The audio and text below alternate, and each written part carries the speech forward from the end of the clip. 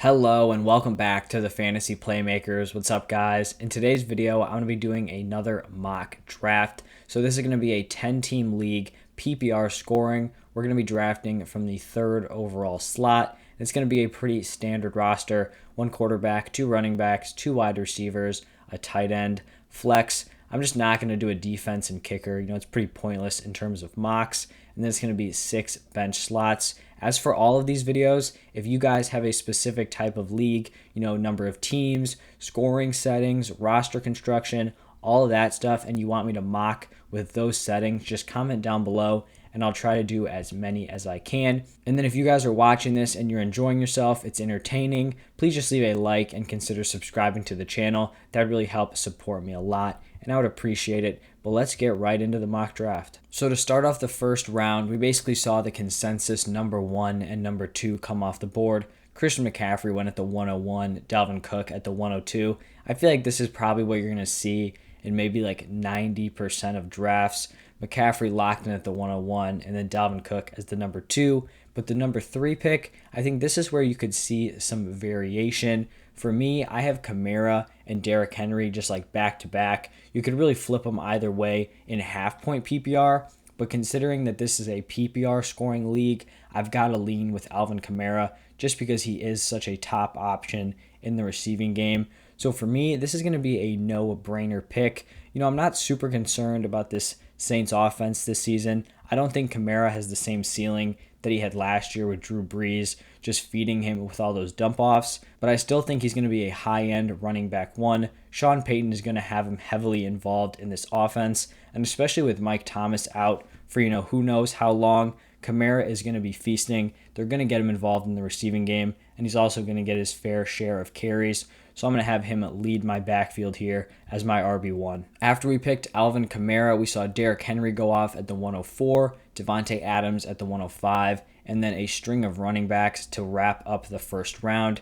Travis Kelce was the first pick at the 201, and then we saw a mix of wide receivers and running backs up until Patrick Mahomes was picked at the 207. That's crazy in my mind. Mahomes should not be going in the second round. I won't even draft a quarterback in the third, probably even the fourth round. Even if it is Patrick Mahomes, I'd much rather wait and get a better value on either kind of those second top tier guys like Kyler Murray, Lamar Jackson, or those later round picks with Brady, Stafford, Tannehill, all of those players. But now let's take a look and see who is on the board for our pick here. At this slot, I'm definitely looking at either running back or wide receiver. So at the running back position, it's going to be between Gibson or Mixon.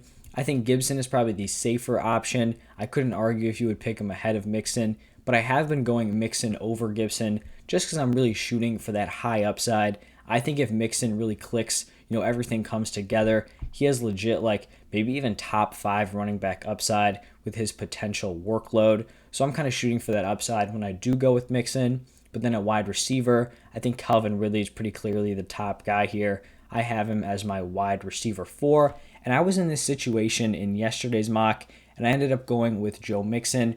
So just, to shake it up a little bit, I'm going to go with Calvin Ridley. They're very close together in my overall rankings. And considering that this is a 10-team league, I do feel more comfortable that I'm going to have some other top options at the running back position in the next few rounds. So I don't have to worry a ton about going wide receiver early. We're in 12-team leagues. I feel like if you don't get 2 workhorses right away, you kind of run the risk of being very thin at that spot. So the last 2 picks of the second round and the first 2 picks of the third round, we saw Metcalf, Gibson, Jefferson, and Joe Mixon come off the board, which leads us into our third round pick. We went Kamara in the first, Ridley in the second, 1 running back, 1 wide receiver. And now I think this pick is opened up to 3 different positions. Obviously running back, wide receiver, but I think tight end is also in the mix here. Darren Waller, a potential option. At running back, I think CEH is pretty clearly the top guy I have here in my rankings. At wide receiver, it would be Keenan Allen. Obviously tight end, I have Darren Waller over George Kittle. I think if I was shooting for the overall upside of this team and wanted to get a little bit risky, I would go with Darren Waller with this pick, just because then you have just 3 studs at 3 different positions. But then you do run the risk. It's going to be a lot of picks before my 4th round selection. If this running back kind of group clears out, then I'm going to be in a really rough spot. So I think I'm going to go a little bit more conservative with this pick and just go out there and get Clyde Edwards-Helaire, a very high-end running back too. I think this is going to be his year to take over as the workhorse in that Chiefs offense.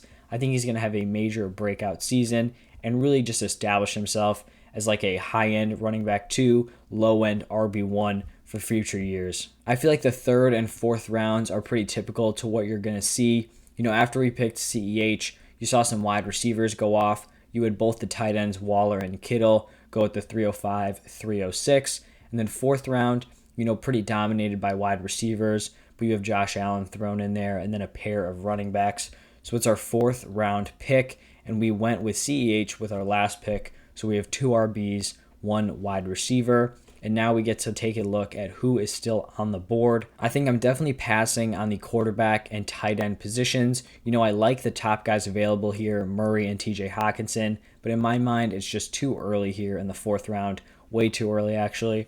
So looking at running back and wide receiver, I have 2 clear top guys at each position. Chris Carson is the running back, and then Amari Cooper is the wide receiver. I think I'm going to be leaning towards going running back with this pick, and here's why. When I'm looking at the running backs, Chris Carson is just so clearly the top guy in my rankings. I think there's a huge fall off from Carson to like the Robinson, Sanders, Jacobs, all of those players. At wide receiver, I'd be fine drafting a lot of these guys. You've got Cooper, Godwin, Evans, Julio, Deontay Johnson. I think a lot of those guys are much closer together than the running backs are. So I'd much rather just get that top guy because I don't think he's going to fall to me in the 5th round. But I do think there's still going to be some high-level wide receivers that are still on the board. Wow, so actually no running backs went off from the 409 to the 502. Murray went off in the 4th, followed by Mike Evans, then Amari Cooper and Chris Godwin to start off the 5th round.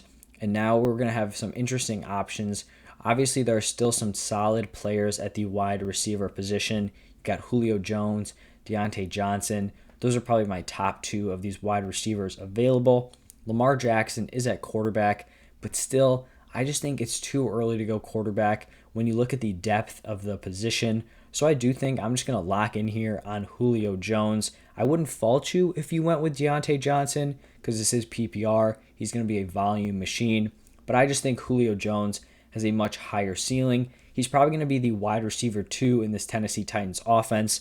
But I mean, him and A.J. Brown are just basically the only 2 major targets on this team. Derrick Henry's not very involved in the receiving game, and they're just so clearly the 2 alphas in that offense. There's going to be a ton of touchdown upside on this team, and I still think Julio Jones is a top-tier NFL wide receiver, and he's going to go out and prove it this year. After our Julio Jones pick, the 5th round was still pretty dominated by wide receivers, but then in the 6th round, we saw Kenny Golladay go at the 601.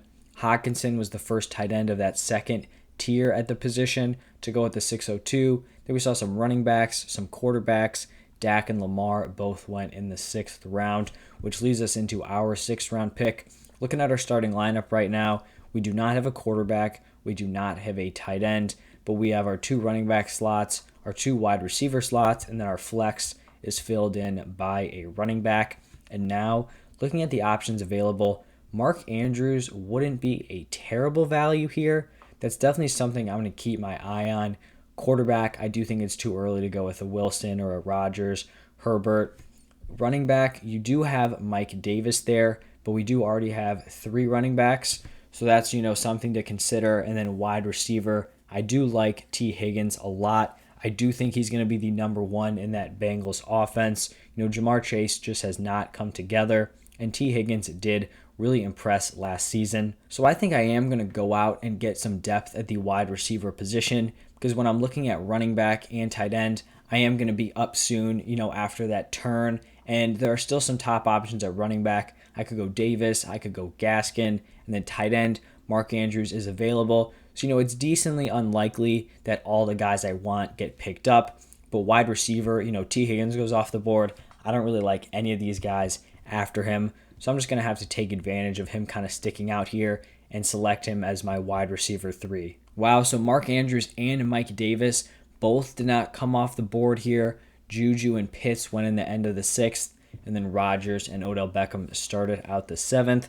So this is going to be a pretty tough call. Do I go with the high upside starting lineup, or I go out and plug Mark Andrews in, or do I go out and get some depth at the running back position? I think those are kind of the big questions here. And you know what? I'm feeling a little bit risky. Go big or go home. I think I'm going to go with Mark Andrews.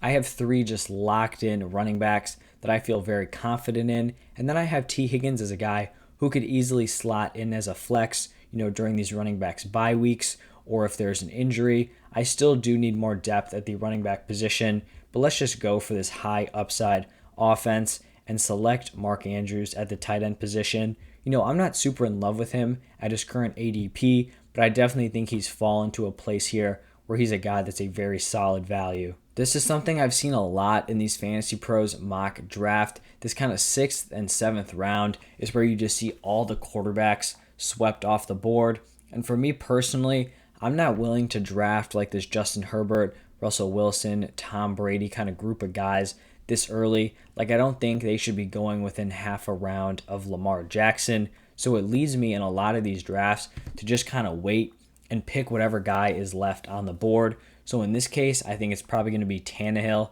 will be my favorite option available. But I think it really just helps the overall depth of my team because I'm able to get a quarterback that I feel very confident in, probably like 3 or 4 rounds later than I would normally, because I just have to snag them before the teams in front of me, pick their backup quarterback. And so I'm not even going to consider the quarterback position with this pick for all the reasons I just mentioned. Tight end off the table now that Mark Andrews is on the team. So the question here is running back or wide receiver. We have 3 guys at each position. Looking at the running backs, I do not like Javonte Williams at this ADP at all. I don't think he's going to break out as the workhorse, and I think he's one of the most overvalued players in fantasy football. Damian Harris, I do like him. The Sony Michel move 100% helps him out. Just kind of clears some stuff out in that backfield. I think it makes it more unlikely that it's going to be some sort of major committee situation. The big issue here with Damian Harris is that if Cam Newton is the quarterback, his ceiling is just so capped because he's not going to be involved in the receiving game. Probably it doesn't matter who's at quarterback. He's not going to have a huge receiving role. But with Cam Newton just vultures all those goal line touches, and that just really limits Harris's value. He could go out, rush for 100 yards. If he doesn't get in the end zone, it's still a little bit of a disappointing week. However, if Mac Jones is the quarterback, then he's going to have a lot of those goal line opportunities. And it's kind of a tough dilemma here because I do think Cam Newton is going to be a very valuable fantasy asset. They've both kind of played well in preseason. Newton now is having to quarantine, which should give Mac Jones a little bit of an opportunity to kind of work to get that starting spot. But I really don't know what the Patriots are going to do this season. I could see arguments for Cam. I could see arguments for Mac. So Damian Harris, kind of a risky pick here, because you just don't know what guy you're going to get. But I also think the upside is here, and I still think he's probably better than all the other guys that are available. At wide receiver, I honestly feel pretty solid picking a few of these guys. Boyd, not a bad pick now that I think Jamar Chase is just kind of struggling. Brandon Cooks, really like him. I've picked him in a lot of these drafts. AB, also a guy I've been targeting a ton.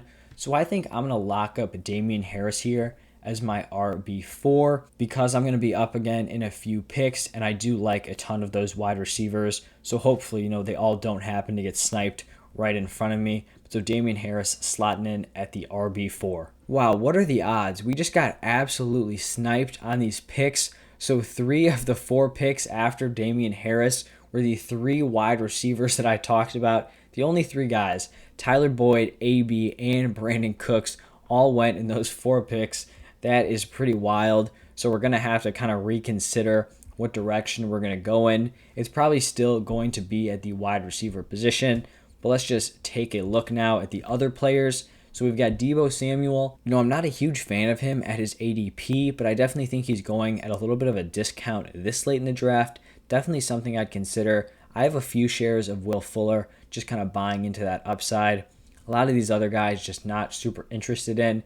Since I do have a few shares of Fuller, I think I'm going to go with Deebo Samuel. I believe this is the first time I've drafted him in a mock or in a real draft at all this offseason. So, a wide receiver 4, he has the talent. He just really hasn't been able to stay on the field. But hopefully he's going to be able to find his role here, in that offense with Ayuk and Kittle. So the 9th round, just like a lot of the rounds before it, was pretty heavy in the wide receiver position.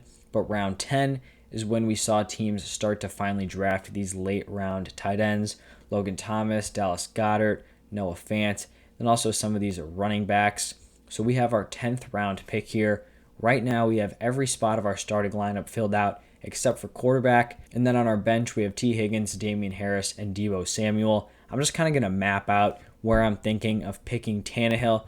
So I think I'm going to go position player in the 10th and 11th round and then try to go Tannehill in the 12th.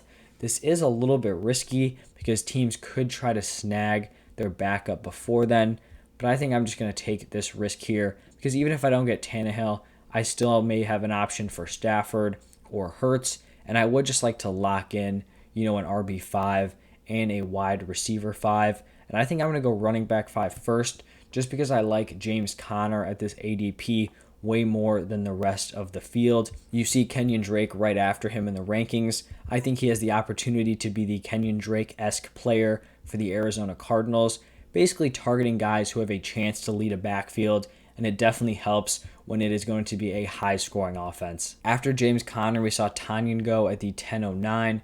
Very solid pick. I like that value. And then 3 straight running backs with Zach Moss, A.J. Dillon, and Leonard Fournette.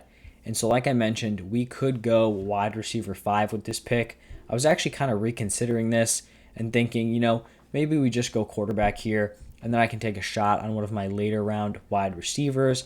But I am seeing Curtis Samuel is still on the board, and I think his ceiling is just too high to pass up on him here. There's definitely some risk just because he's switching teams. We don't know what his usage is going to be like, but I just think he has so much ceiling when you look at how Ron Rivera used him in the deep game and then how Matt Rule used him in the run game. If he can kind of combine all these areas of production, I could realistically see a wide receiver 2 finish from him this year. All right, so I'm not seeing any purple colors on this draft board, which means that our guy Ryan Tannehill is still on the board. It looks like the 11th and 12th rounds were pretty dominated by kind of these handcuff running backs, or at least these kind of running backs in that range. And so now, easy pick. We don't have a ton to think about here. Just going out and getting Ryan Tannehill to be our QB1 on this team. Absolutely absurd value, but that's what you can get when you wait at quarterback in these smaller leagues, just because there are so many guys on the board that I feel confident having as my QB1. After Ryan Tannehill, Alexander Mattison went in the 12th, along with McCole Hardman, and then Irv Smith and Giovanni Bernard started off the 13th. This is our final pick, going out and getting our last bench slot. And I'm going to look to see if my guy, Marquez Callaway, is still on the board. I think he's way down in these rankings. Yup, right here at 84. I've been watching this guy all offseason. I put out a video literally the day of that preseason game where he absolutely went off, talking about how I think he's a must-draft late-round wide receiver, just because I think he can be the wide receiver 1 for this Saints team. And it felt great to watch him go out and absolutely ball out. So I'm going to go with my guy here. I mean, a wide receiver 1 on any team is great, especially in the last round of a draft. All right, so this is our final roster. Just going to run through the starting lineup. Ryan Tannehill, Alvin Kamara, Clyde Edwards-Helaire, Calvin Ridley, Julio Jones, Mark Andrews, Chris Carson, T. Higgins, Damian Harris, Deebo Samuel, James Conner, Curtis Samuel, and Marquez Callaway. I really think this is one of my most well-balanced mock drafts that I've done. I think I end a lot of these mock drafts super running back heavy, and I do feel good about my running backs, but I made a little bit of a shift here when I went with T. Higgins instead of Mike Davis. I think in a lot of other drafts, I would have gone out and gotten my 4th running back, but here I went out and got my wide receiver 3, and overall, I think this is a very solid all-around team. So I'm very happy with how this turned out. Like I mentioned at the beginning of the video, if you want specific settings for me to mock draft, just comment them down below and I'll try to do as many as I can. If you stuck around all this way, I'm guessing you enjoyed the content, so please just leave a like and subscribe to the channel. It helps me out way more than you guys know. But that's all I have for today. Thank you for stopping by, and I'll see you guys next time.